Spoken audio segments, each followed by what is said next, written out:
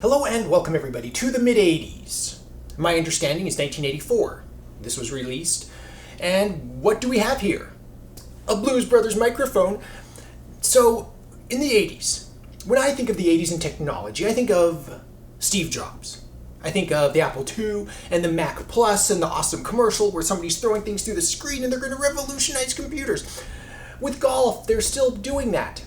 Yes, still doing that, because if you turn back the clock hundreds of years, they've been doing that for well over 100 years at this point.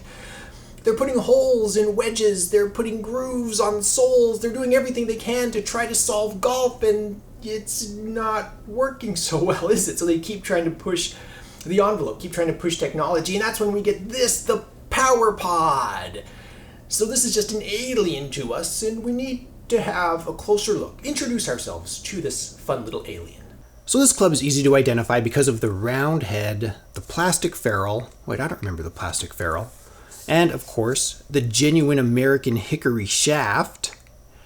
Wait a second, I have the wrong model. Maybe this is an older model. Let's get this out of the way and see if we can find the right model here. Oh, here we go, found it.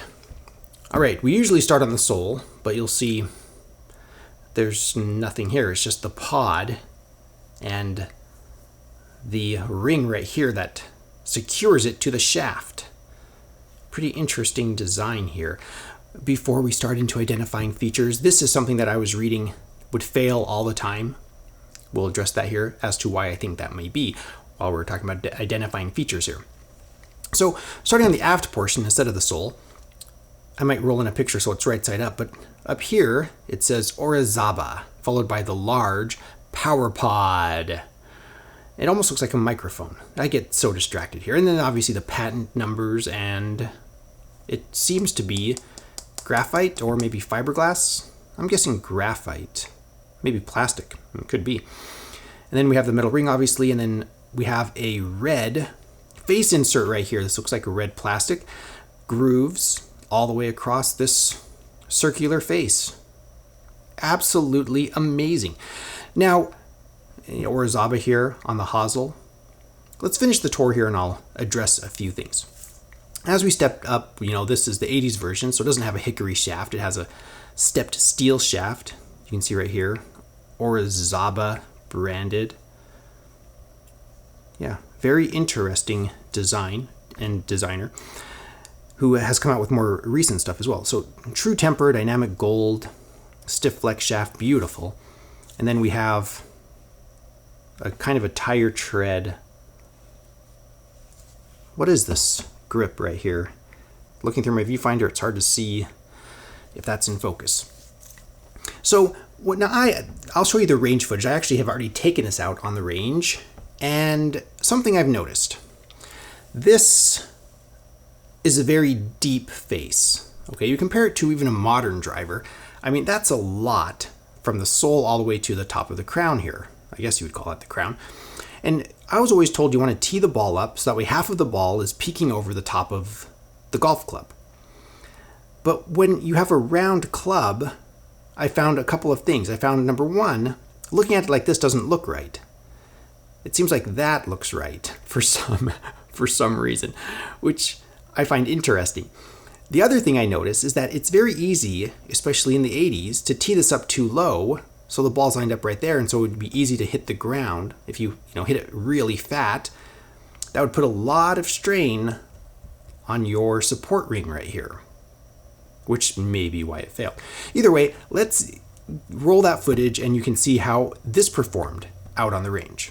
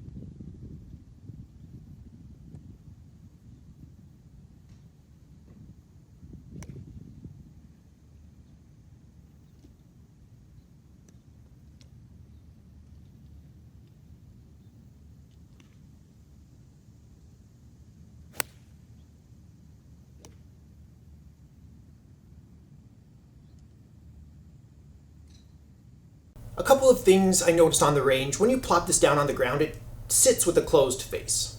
So if you just hit it like that, you'll see, they go left. I can pull shots with a normal driver, with a modern driver, left. So that wasn't ideal. So I did, on my last shot, I just did what I normally do with my TaylorMade M2. I just pointed the face where I wanted it to go. So in this case, straight ahead, and I did my slight fade swing where I know it's going to go from out to in. And sure enough, I got my beautiful fade, exactly like, I don't know the lofts, but similar in flight to if I were hitting my TaylorMade 2017 M2. So this is very workable. It has a nice deep face, which builds a lot of confidence for me. You can tee it up really high and let it fly. Would I put this in my bag? That's what this channel's about. It's not about collecting. I don't want to put this in a glass case until the end of time. Everybody look at what I have. And I don't believe in golf club speculation, okay? So I'm not going to buy this with the hopes of selling it for tons of money. I'm going to be rich. Usually, a lot of the clubs, the vintage clubs, will sell for a few $100s. I saw an M09 LFF tick off for almost $800 the other day. But most of them are, you're not going to, $800, you're not going to like retire off of $800. So not my thing. But this has a reputation for being fragile, for breaking. This metal ring around here is famous for cracking and breaking. So this is something I'm a little hesitant to put in my bag, even though I really, really, really, really like it. Just not something I'm going to duff around the course with. I might put it in a range bag, but again, I don't want to hit this off of a mat on a concrete surface. If somebody hits this fat, is it going to break? I don't know. So for me, where does it leave this? This is not something I'm going to pursue for coursework. It's not something I'm going to pursue for range work, and it's not something I want to collect. So that puts it in the really interesting, let's explore technology in golf. Maybe it helped future clubs.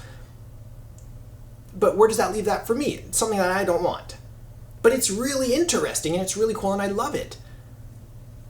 I'm not going to make space for it here in my house. So if anybody wants a power pod, let me know in the comments below. I'm kidding.